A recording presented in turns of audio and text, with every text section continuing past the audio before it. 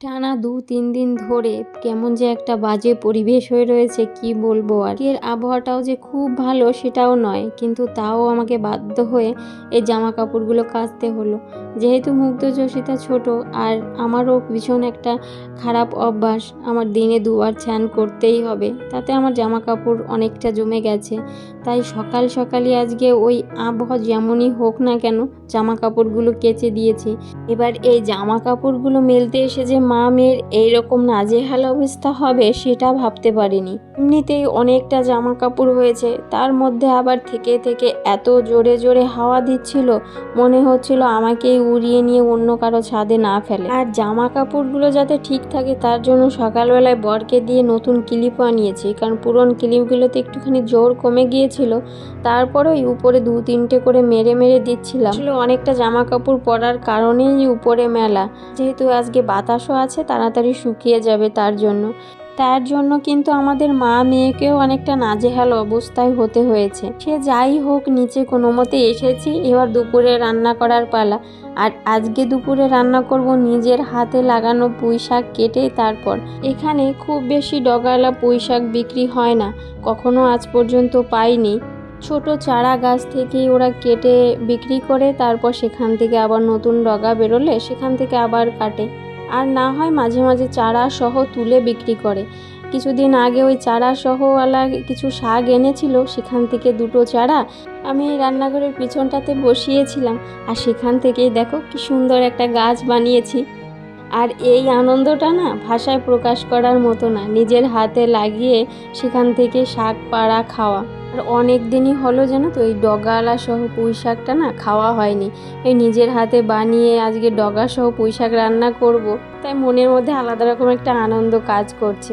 বেশ অনেকটাই হয়েছে, আমাদের সবার ওই এক বেলার জন্য বেশ ভালোভাবেই হয়ে যাবে। ভালোভাবে ধুয়ে নিয়েছি, এবার একটুখানি জল ঝরলে শাকটাকে ভালো করে বেছে কেটে নেব। তার আগে আমি মাছটাকে ভালো করে লবণ হলুদ মাখিয়ে ভাজতে বসিয়ে দেব। এই দিকে আস্তে আস্তে মাছ ভাজাটা হতে হতে আমি ওই দিকে সবজিপাতিগুলো কেটে নেব। জানো তো, এমনি সময়তে লক্ষ্মী মেয়ের মতো এদিক ওদিক থাকবে, যেভাবে রাখি সেভাবেই থাকে, কিন্তু যখনই আমি গরম তেলে কিছু ছাড়তে যাব ঠিক তখনই কোলে উঠে পড়বে, আর না নিলেই সে কি কান্না। দেখতেই পেলে মাছটা ছাড়তে গিয়ে কিভাবে পড়ে গেল, তেলটা ছিটে আসতে গিয়েও অনেকটা বিপদ থেকে বাঁচা গেল। আর প্রতিদিন এরকম ছোটোখাটো দুর্ঘটনার হাত থেকে বাঁচা বা ঘটার মধ্যে দিয়েই আমার দিনটা পার হয়, জানো তো। যেহেতু সমস্ত কাজবাজগুলো ওই সাথে নিয়েই করতে হয়, আবার একটা কাজ যে আমাকে কতবার করতে হয়। এই ঢ্যাঁড়সগুলোকে আমি পরিষ্কার করে ধুয়ে রেখেছি জল ঝরাতে, যাতে রান্না করার সময় ওই যে লালাটা থাকে সেটা যাতে না বের হয়, কিন্তু ও করেছে সবটা নিচে ফেলে দিয়েছে, আমাকে আবার পরিষ্কার করতে হয়েছে।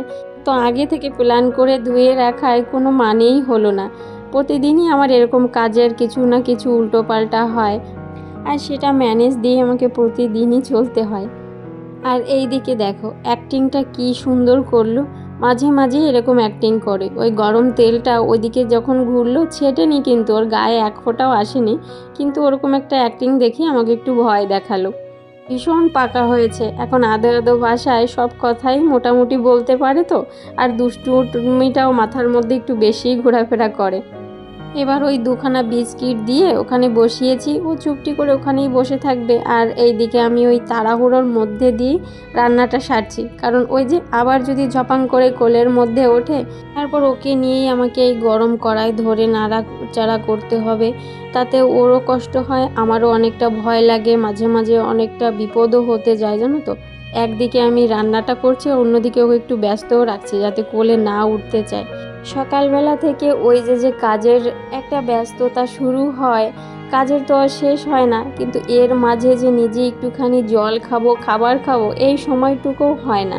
আসলে এই সময়টুকু নিজে কখনো করিই না, ভাবি একটু পরে করব, আগে এই কাজটা সেরে নিই। এই করে করে সেই কখন নিচে এসেছে জামা কাপড় মেলে বলো, তখন থেকে আমার জল পিপাসা লাগছিল। রান্নাটা অর্ধেক হতে গেল, এখন আমি জল খাওয়ার টাইমটুকু পেলাম। আসলে আমার প্রচণ্ড একটা এই সময়টায় তাড়া থাকে যে আমার যাতে কোনো দেরি না হয়, কারণ এই দেখো ওই যোশিতার এখন ঘুম পেয়ে গেছে, আর অন্যদিকে মুগ্ধর খাবার খেতে আসবে, সেটার একটা তাড়া। তোমাদেরকে তো বলাই হয়নি, মুগ্ধকে এখন কিছুদিন ধরে ক্যারেজ দিচ্ছি না। ও ঘরে এসে খেয়ে তারপর ওই একটু ফল নিয়ে চলে যায়, আর 4টের দিকে আসে, মানে 12:30টার দিকে এসে খেয়ে যায়।